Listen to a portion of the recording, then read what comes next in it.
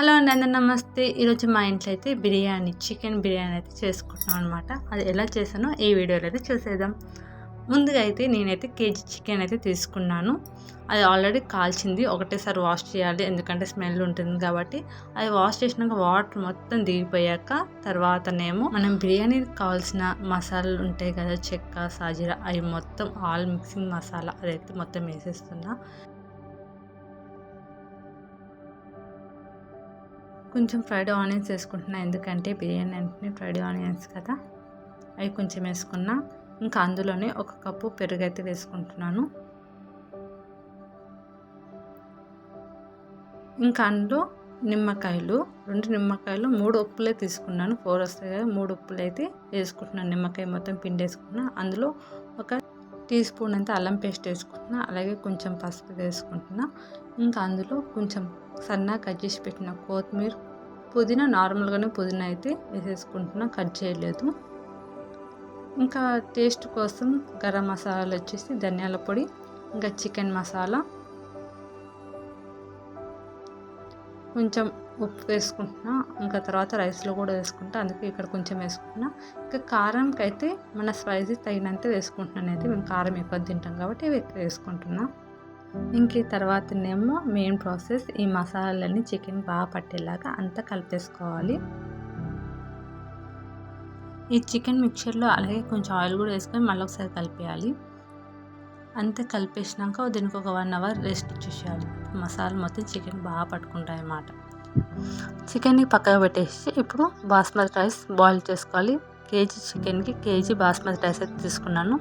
దానికోసం అయితే బియ్యం అయితే ముందు నానబెట్టేసుకోవాలి. తర్వాతనేమో బాయిల్ చేసుకోవడానికి అయితే ఒక పెద్ద బాండి తీసుకొని దానికి ఎంతైతే వాటర్ కావాలో కేజీకి నేను ఎక్కువనే పెట్టుకున్నాను నీళ్ళు, ఎందుకంటే అందులో రైస్ తీసేస్తాం కాబట్టి ఉడికినాక.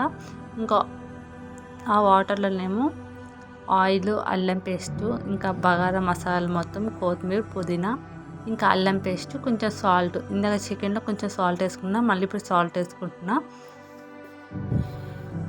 ఈ వాటర్ కొంచెం వేడి అవుతున్నప్పుడు నేనైతే రైస్, నానబెట్టిన రైస్ ఉన్నాయి కదా బాస్మతి రైస్, అది మొత్తం దీన్ని వేసేసి 70% ఉడికియాలి. అది ఉడికేలోపు నెక్స్ట్ బిర్యానీ ప్రాసెస్ అయితే స్టార్ట్ చేస్తున్నా.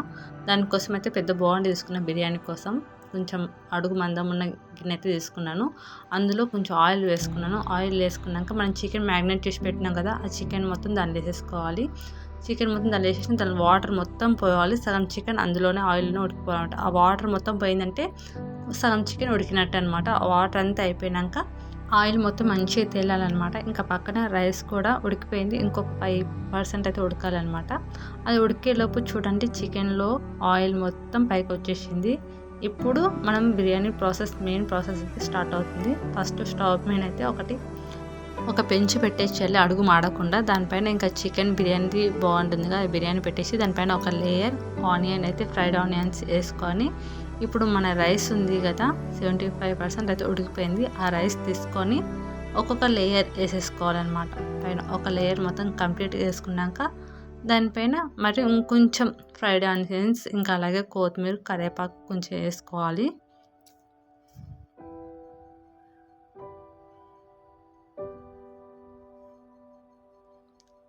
మళ్ళీ ఇంకొక లేయర్ రైస్ అయితే వేసుకోవాలన్నమాట దానిపైనే.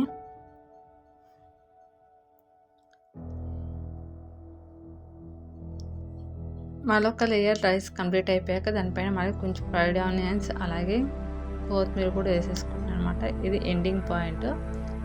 కొత్తిమీర అంతా వేసుకున్నాక ఫుడ్ కలరు, నా దగ్గర ఆరెంజ్ కలర్ ఫుడ్ కలర్ ఉంది, అది కొంచెం వాటర్లో కలుపుకొని అక్కడక్కడైతే వేసేసిన అనమాట కొంచెం, ఎందుకంటే బిర్యానీ కలర్ రావడానికి కోసం అని అట్లా వేసేసిన.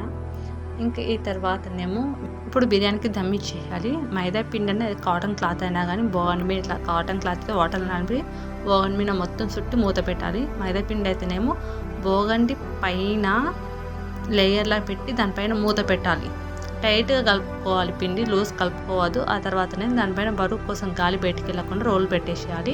20 మినిట్స్ అయితే నేను స్లిమ్లో పెట్టేసిన, ఎందుకంటే చికెన్ నేను ఫస్ట్ ఉడికించిన కాబట్టి. లేకపోతే మీరు చికెన్ బిర్యానీ డైరెక్ట్ ఒకసారి చేయాలనుకుంటే ఇట్లా అప్పుడు 10 మినిట్స్ హైలో పెట్టి తర్వాతనేమో స్లోలో పెట్టేస్తే అది సరిపోతుంది. నేను ఫస్ట్ చికెన్ కొంచెం నూనెలో మగ్గించిన కాబట్టి 20 మినిట్స్ స్లిమ్లో అయితే పెట్టుకున్నా. 20 మినిట్స్ అయిపోయాక ఇంకా అయిపోయింది మన బిర్యానీ రెడీ. కానీ స్టవ్ ఆఫ్ చేసిన వెంటనే అయితే బిర్యానీ తీయొద్దు. ఎక్కడైనా వాటర్లో ఉన్నా కానీ ఆ వేడికి ఇదైపోతుంది అనమాట.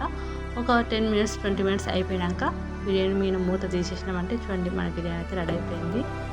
ఈ బిర్యానీ నేను చేసింది అయితే సండే రోజు, అదే గోల్కొండ బోనాలకి వెళ్తున్నామని చెప్పినాం కదా, ఆ రోజు అనమాట. అంటే ఇది మధ్యాహ్నం 3 గంటలకు చేసి స్నానం చేసుకొని గుడికి వెళ్ళేసి వచ్చినాము.